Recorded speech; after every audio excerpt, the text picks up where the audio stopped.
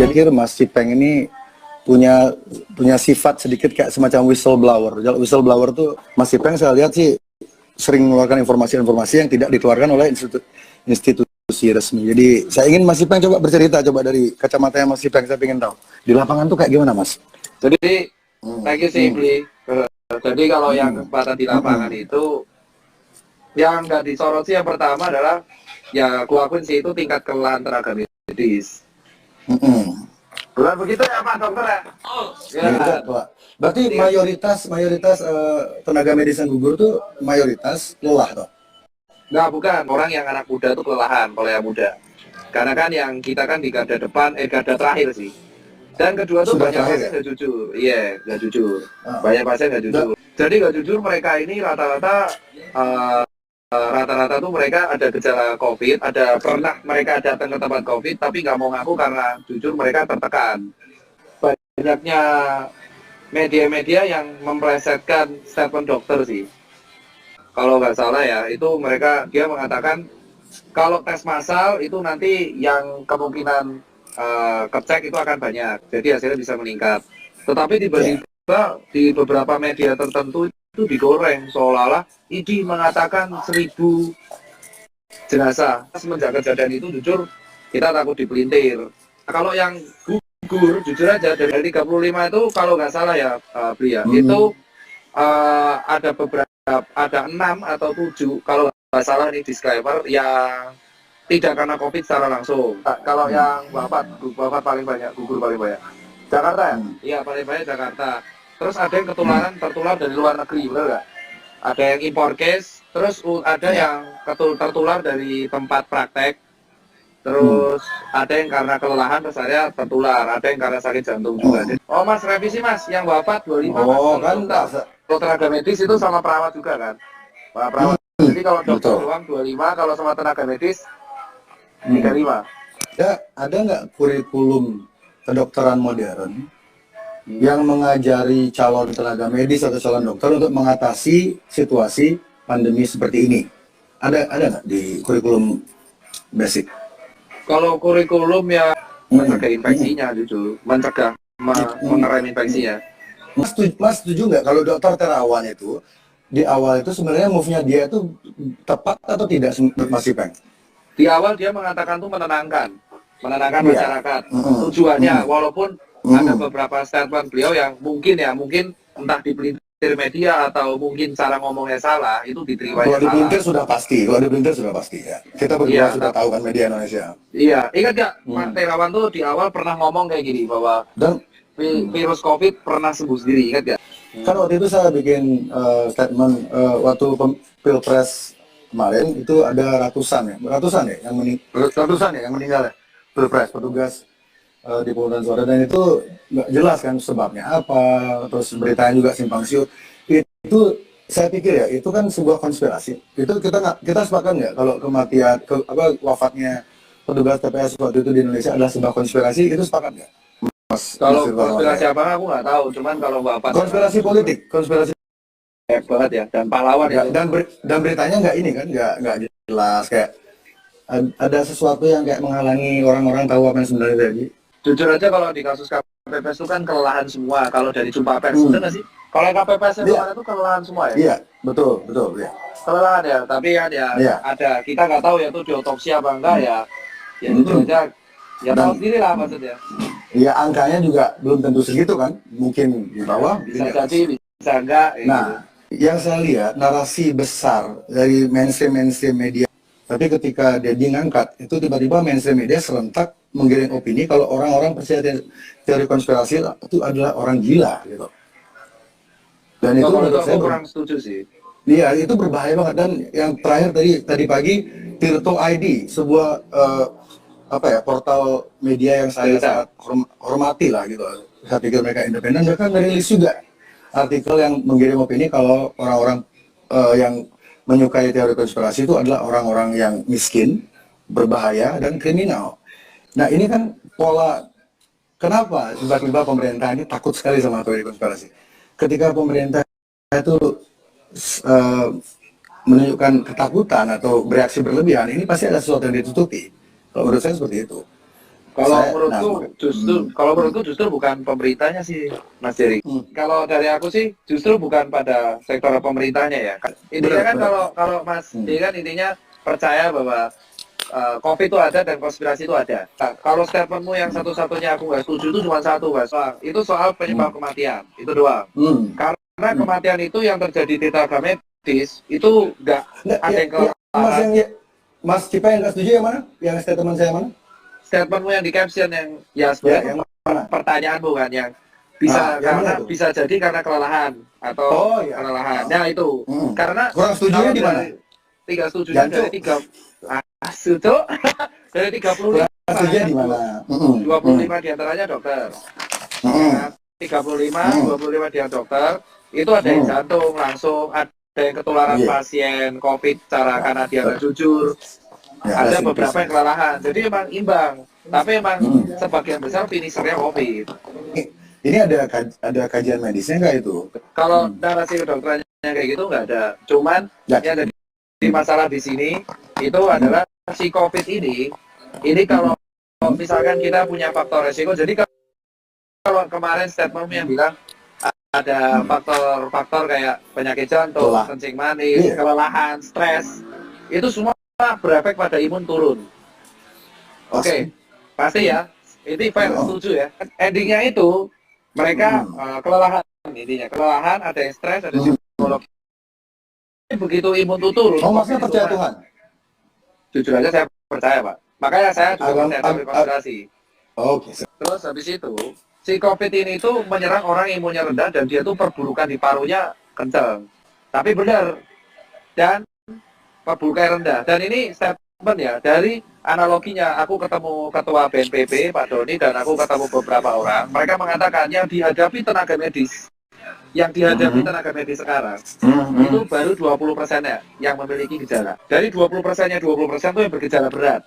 Dan itu emang benar selalu rata-rata ya, bukan selalu sih, ada yang langsung direct tapi rata-rata ada pemberatnya.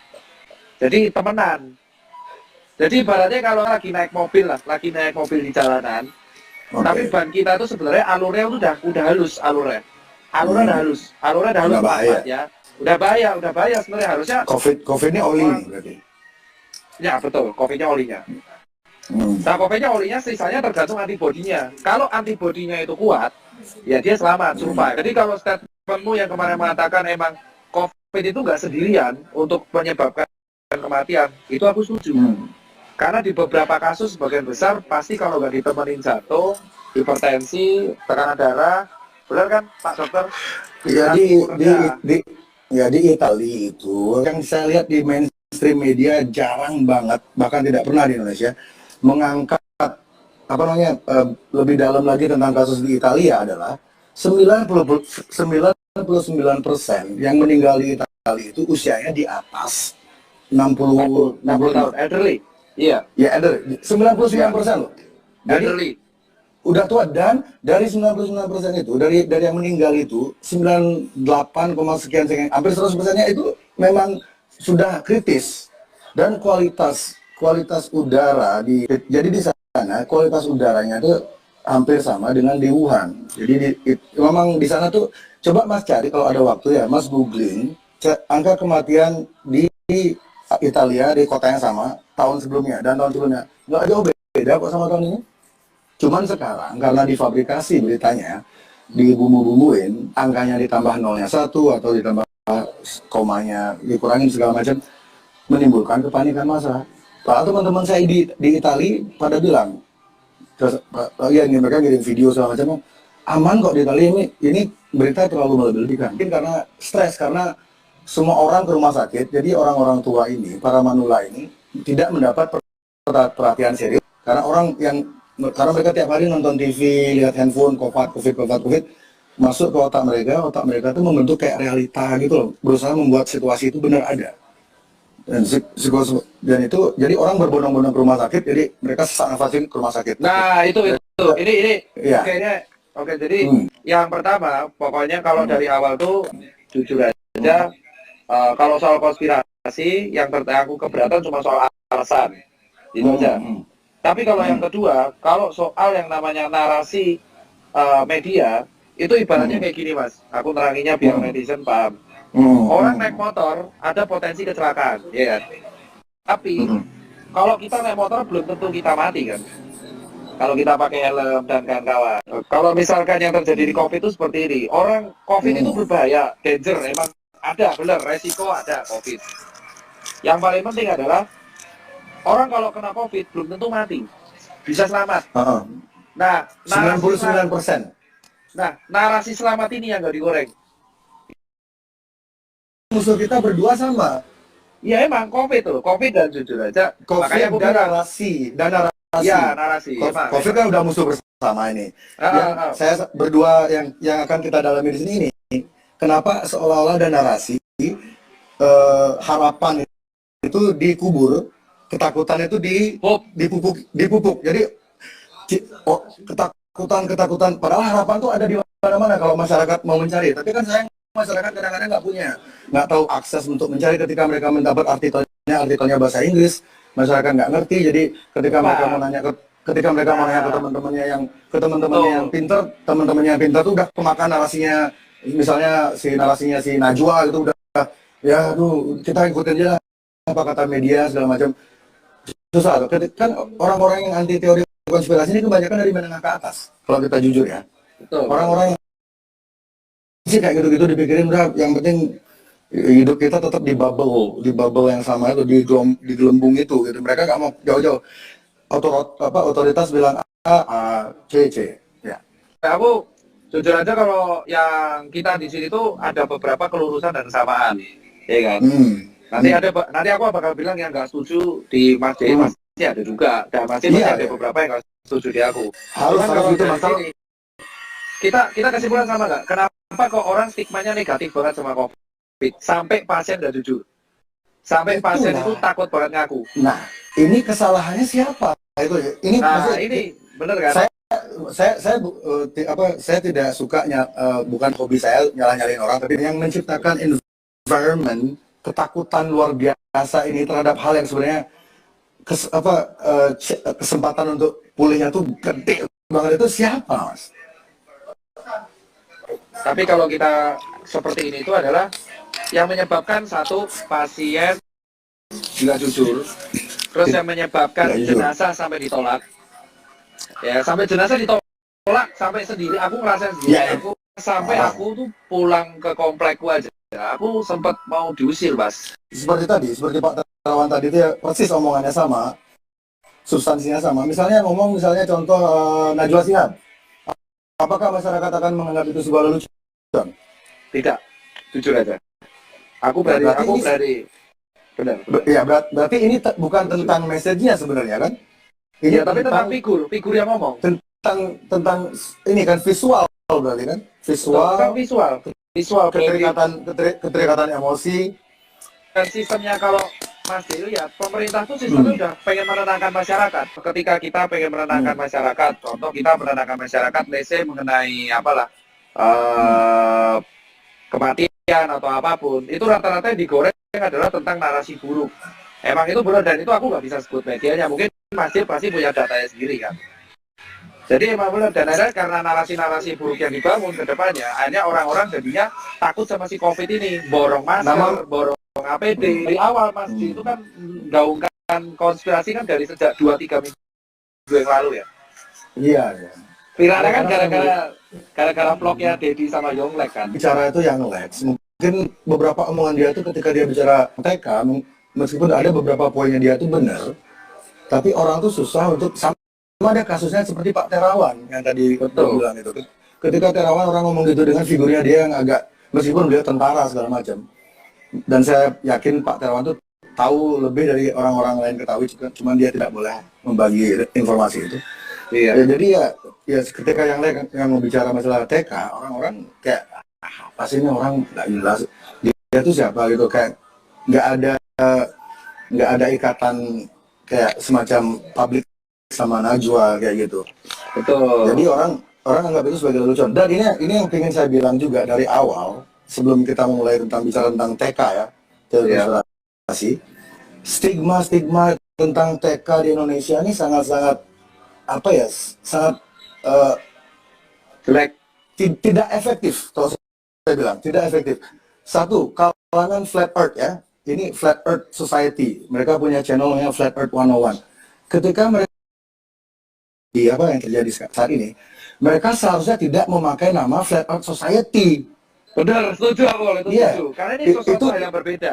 Sesuatu itu hal yang berbeda. tindakan itu seperti mereka menembak kaki mereka sendiri. Mereka lari tapi mereka nembak kakinya sendiri. Jadi kamu mau saya percaya tentang konspirasi ini sementara kamu berpikir bumi ini datar. Orang udah malas duluan. Betul. Jadi kalau siapa namanya adminnya nonton sekarang, ganti dulu nama channel sementara sampai pandemi ini over, ganti dulu nama channel Anda, delete atau hide dulu video-video Anda tentang Flat Earth, karena sekarang kita tidak berdebat tentang bentuk bumi. Betul.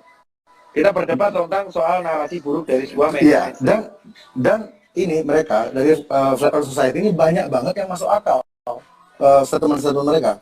Saya baru tahu channel mereka minggu lalu ya, karena saya sering di tag, beli ikutin ini. Jadi saya coba cek, ada bahkan hampir dibilang 60% loh yang mereka utarakan tuh benar dan ada bukti faktualnya. Jadi dan sekarang stigma yang terjadi sekarang di Indonesia, ketika Anda mengklaim diri Anda seorang TK atau pro TK, Anda akan diklaim langsung menjadi seorang bumi datar. Betul. Itu stigma itu harus dibunuh jika kita serius melawan konspirasi ini, narasi ini, penggiringan narasi segala macam ini.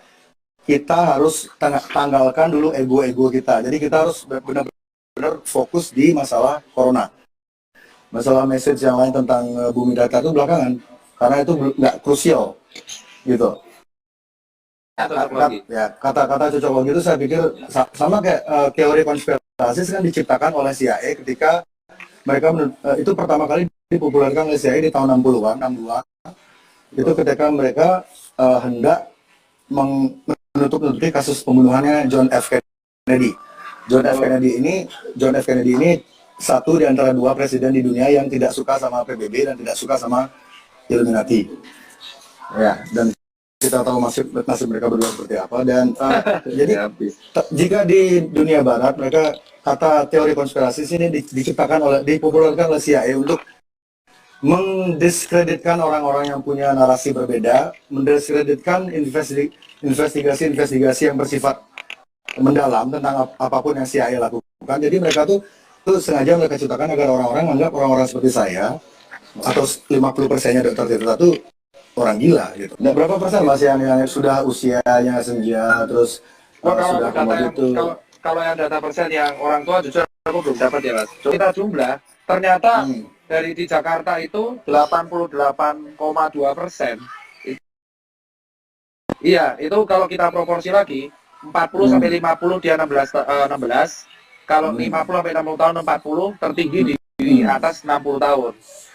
Emang elderly, karena elderly emang imunitas dia paling rendah, dia paling rendah. Hal inilah kenapa tidak digoreng sama media. Nah, yang meninggal itu di Amerika ada katanya meninggal. Jadi ini agak menarik Mas.